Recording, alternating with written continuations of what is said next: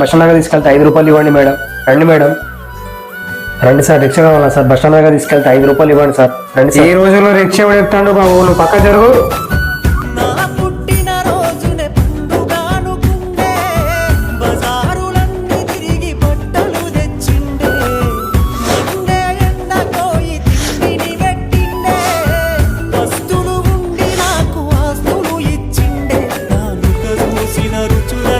Bill తీసుకొని డబ్బులు ఇచ్చేయండి అన్న.